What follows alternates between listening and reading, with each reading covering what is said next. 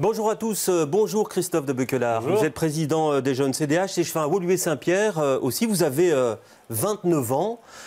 Est-ce que Benoît Ludgen, vous êtes 100% sur la même longueur d'onde que lui? Je pense que pour la décision qu'il a prise lundi, oui, tout à fait. J'ai eu l'occasion de lui dire. Encore hier, on a eu une assemblée avec tous les militants bruxellois et Benoît Ludgen qui est venu les rencontrer, répondre aux questions. Et on sentait une très grande unanimité. Il était accueilli avec des applaudissements.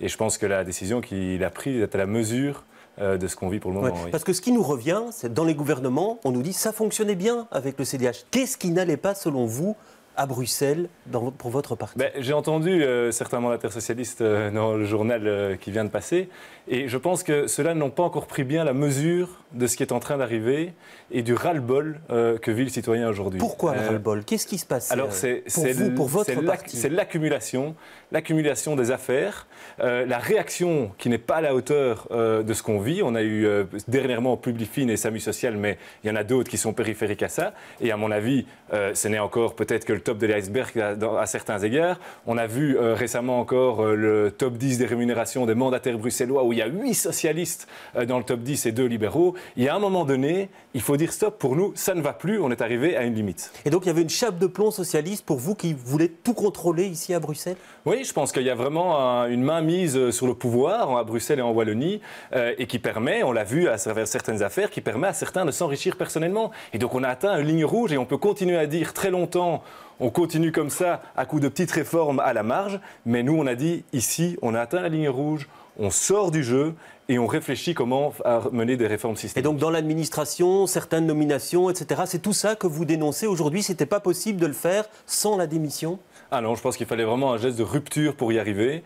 C'est pas possible de lutter à l'intérieur de gouvernements et d'accords comme ça par rapport à, en effet, une mainmise sur les OIP, sur l'administration et toute une série aussi alors de pratiques illégales qui sont mises au goût du jour, enfin qui sont mises à la lumière du jour régulièrement. On peut pas comme ça avoir des gouvernements qui vivent au rythme des affaires d'un partenaire socialiste qui ne prend pas la mesure de ce qui est en train de se passer. Et quand le Parti socialiste, Rudy Vervoort, vous dit pour le SAMU social, on a réagi très vite, on a pris des décisions très vite. Oui, ça ne vous suffit pas, ça? Non, j'espère qu'ils ont pris des décisions très vite. C'est encore la moindre des choses quand ça arrive à la lumière du jour. Mais entre-temps, il y a eu des années de pratiques qui sont honnêtement complètement scandaleuses. Et quand on vous dit, et c'est Elio Di Rupo, il parle d'irresponsabilité aujourd'hui de la part du CDH. Vous répondez quoi à ça? On n'a pas parlé d'irresponsabilité ni de trahison quand M. Di Rupo a mis le MR dehors à Mons en plein milieu d'une mandature. Et donc on utilise évidemment les arguments qui les arrangent. Mais je pense qu'il n'y a pas d'irresponsabilité dans le sens où ici on a la continuité des gouvernements qui sont toujours en place. Vous avez entendu Céline Frémaux le dire à l'arrivée au gouvernement hier. Le gouvernement continue à prendre ses décisions, les ASBL vont continuer à toucher leurs subsides, les réformes en cours continuent à être menées. Simplement on ne se lance pas dans de toutes grandes nouvelles réformes. Et nous, on continue à gérer l'État, mais en attendant une nouvelle majorité qu'on veut vraiment voir apparaître. Alors combien de temps ça peut durer, ça, selon vous? Oh, j'en sais rien, vous devez le demander au président de parti. Je vous avoue que moi, comme jeune CDH, comme président des jeunes, je ne suis pas associé à ce stade-ci à toutes les discussions. Mais je pense que, j'espère que dans les jours, dans les semaines qui viennent, on va pouvoir sortir, aller de l'avant. Mais je rappelle que pour l'instant, tout continue. On l'a vu encore dans votre journal, les parlements se réunissent. Et donc, cette crise-là, il fallait la provoquer.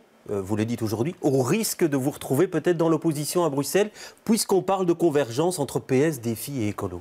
Écoutez, nous, j'ai eu l'occasion de le dire à Benoît Ludgen lors du bureau politique lundi et je lui ai redit hier soir, on salue l'audace du geste à une seule condition, si c'est pour mener des vraies réformes, si c'est pour aller faire des réformes systémiques, si c'est pour aller dans le fond des choses, si c'est pour assainir la gestion publique, les jeunes. Et je ne parle pas uniquement des jeunes CDH parce que j'ai des très bons contacts avec les jeunes dans les autres partis. Je les ai eu tous au téléphone encore cette semaine. On se parle très bien et on est tous derrière les décisions qui vont être prises, derrière une nouvelle majorité, si c'est pour aller très loin dans les réformes. Sinon, et si c'est dans l'opposition, c'est pas grave pour vous? Alors si on remarque que personne n'a envie de mener cette réforme systémique, on va sans doute alors se retrouver dans l'opposition. Je suppose. peut les mener sans vous aussi. Hein. On peut les mener sans vous, puisque Écolo a remis 17 propositions. Il peut mener cette meilleure gouvernance sans vous. Je pense que mener ces réformes avec le PS malade comme il est, ça va être très compliqué. Ah ouais, vous n'y croyez pas? J'y crois pas. Non, j'y crois pas. Je pense que si on veut vraiment un changement, il va falloir l'alliance de tous les autres partis. Et il y a une obligation de réussite de la part de tous les partis, pas uniquement de Benoît Lutgen, de la part de tous les partis traditionnels, Écolo, PS, Défi, Écolo, MR, Défi et PS aussi, hein, s'ils peuvent venir avec dans la barque, mais j'en doute, c'est de réussir cette réforme parce que sinon les jeunes, et beaucoup de gens, mais principalement les jeunes, vont se désinvestir des partis traditionnels et aller se tourner vers autre chose. Mais ce qu'on ne comprend pas, et ce que beaucoup d'observateurs ne comprennent pas, c'est que vous faites un appel au MR qui est lui empêtré dans l'affaire du Kazakh-Gate. Alors, je pense quand même qu'il y a une différence d'ampleur fondamentale.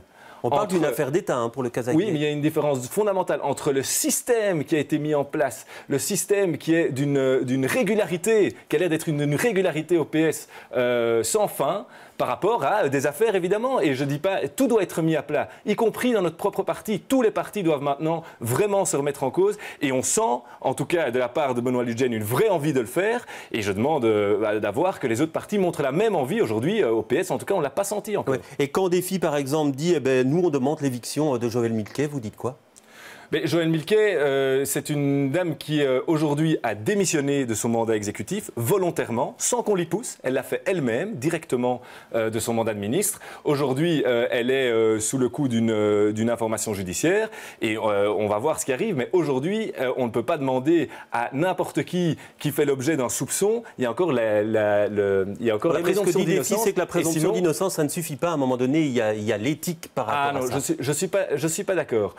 L'éthique et la question qu'on peut se poser par rapport à la capacité de mener des dossiers, c'est en tant que ministre, on démissionne. Entièrement d'accord, elle devait le faire, elle a eu raison, et sinon, on l'aurait exigé. Mais maintenant qu'elle est redevenue simple élue, je pense qu'elle doit le rester. Sinon, c'est le gouvernement des juges. Hein. Sinon, c'est les juges qui décident. Aujourd'hui, il n'y a plus de séparation des pouvoirs. Ça ne va pas. Attendons que la clarté soit faite sur l'affaire. Et si elle est déclarée coupable, les choses changeront, évidemment. Alors, dans les règles de meilleure gouvernance, un plafonnement à 100% de l'indemnité parlementaire, le décumul total, vous dites banco, on y va, on doit aller là-dessus?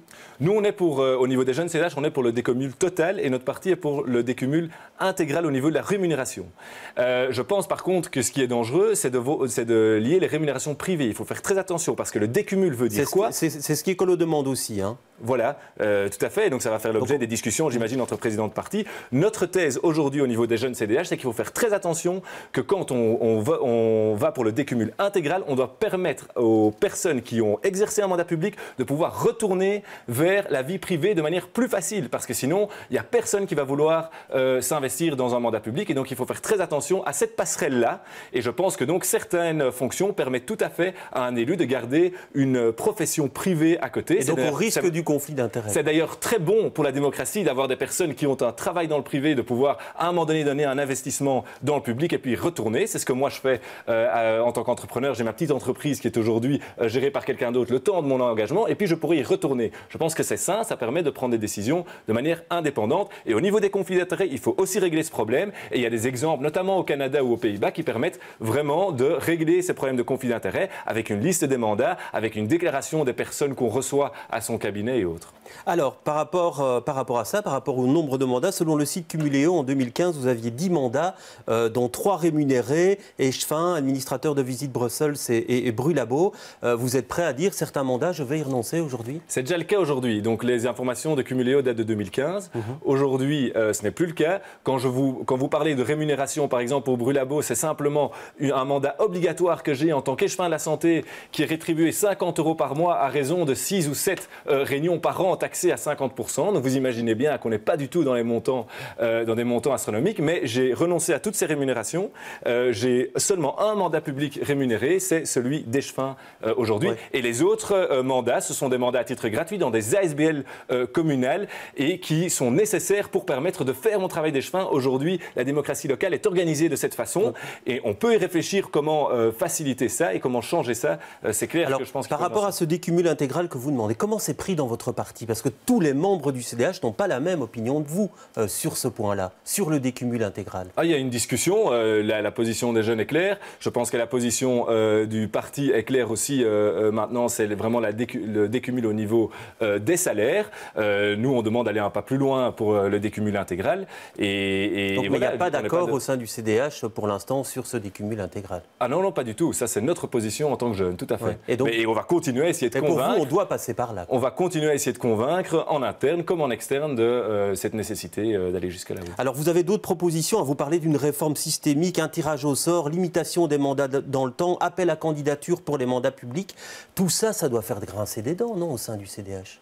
Je pense que maintenant, tout ça va faire partie de ce qui va être discuté pour la formation de la nouvelle majorité. C'est ce que j'appelle de mes voeux. Et donc, il y a quelques mois, c'est vrai qu'on est sorti avec des idées très iconoclastes qui font maintenant leur chemin. Et je pense qu'ils vont pouvoir, pour une partie d'entre elles, se réaliser. Ça ne fait pas grincer des dents, ça fait discuter. On est un parti, on bouscule les idées. Et je pense que ça doit être ça, le rôle de nous, les jeunes, c'est de venir titiller nos aînés sur une série de sujets dont ils n'ont pas toujours conscience. Alors, il y a quelques mois dans la presse, vous avez déclaré on a perdu le citoyen. Il y a un dégoût chez les jeunes de tous les partis.